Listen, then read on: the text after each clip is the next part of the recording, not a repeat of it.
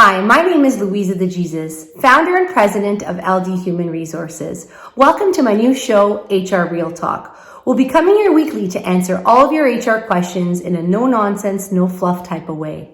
We'll also be bringing with us monthly expert guests to help answer those questions. At LD Human Resources, we provide customized HR solutions to small and medium-sized businesses. We believe that your people are your most valuable asset and truly set you apart from your competition. With the right people and the right HR tools, your business will achieve accelerated results. Now let's get to the first topic for today's show. Emotional intelligence, otherwise known as EQ, is really the ability to understand, use and manage your own emotions in positive ways to relieve stress, communicate effectively, empathize with others, and really overcome challenges so we can diffuse conflict. What's more is that studies show that EQ is even more important when it comes to IQ. So with this in mind, the question for our employers are really, how can companies better cultivate emotional intelligence within their organization? And to help answer these questions, today I am excited to have with me Teresa Quinlan. Teresa is a coach, leadership specialist, master facilitator, and speaker who really builds emotionally intelligent organizations. She's an advocate for exceptional performance that is a direct result of really each individual knowing how to be personally responsible for using their attributes, their IQ, and most importantly, their EQ, as we call it, in reaching their highest potential. Welcome, Teresa, and thank you so much for being here today.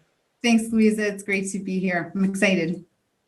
So are we. So I'm going to dive right into the questions because we've got a few of them today that I think is really important when we talk about EQ in an organization, especially when it comes to, retaining that talent and in a very uncertain time as we are right now. So it's been long thought that IQ is really the most important factor for determining the future success of a person. But in recent years, studies really shown that IQ makes really only 20% of determining factors for success. And instead, really emotional intelligence, or EQ as we call it, really plays a larger role. Do you believe this to be true? Yes. Like in the short answer, yes. Next question. I'm just kidding. And it's likely that we all really know this to be true because we've seen it happen throughout our lives, throughout our adult lives.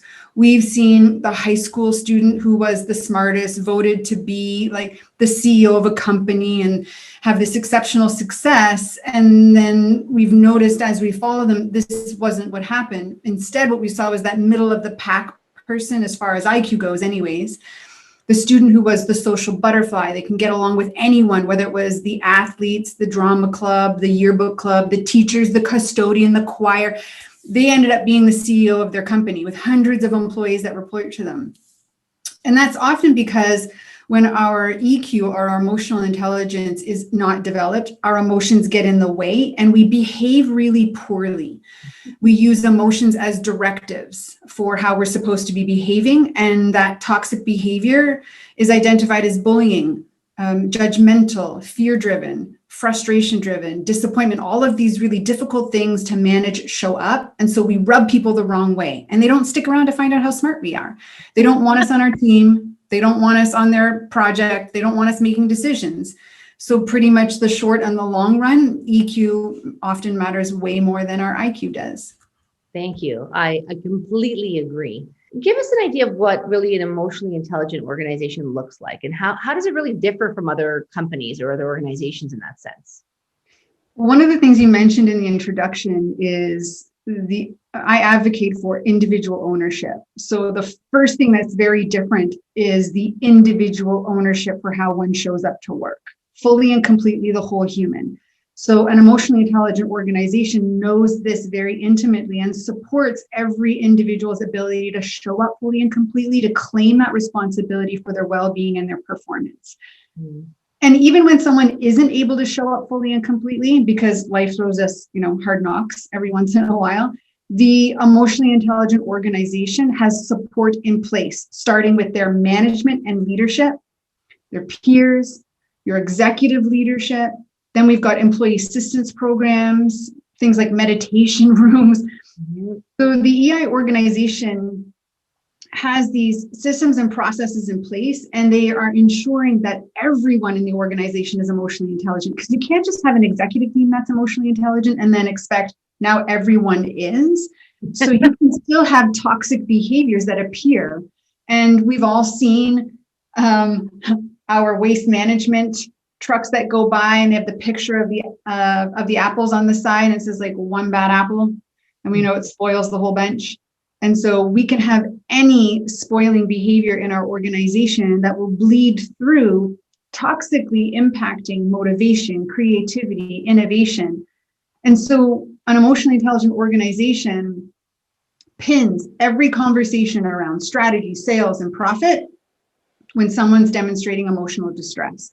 And instead of sticking to the topic, they stop and they talk about what's happening with the individual or individuals. And they resolve that first so that we can get to the other stuff. Because if we can't resolve the emotional disruption, we can't access our intellect. Our rational brain won't stay turned on.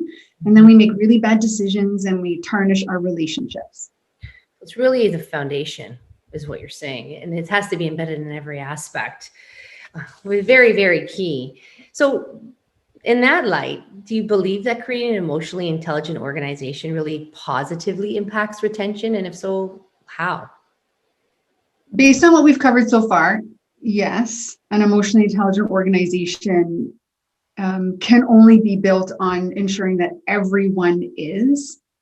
So when every individual is, the difference between me with emotional intelligence and without is my level of well-being, wellness, happiness, because an emotionally intelligent individual has personal ownership over their well-being and their performance. And when I am creating positive emotional experiences, when I'm taking care of my well-being, then I am more creative, more motivated, and it's much easier for me to find my flow.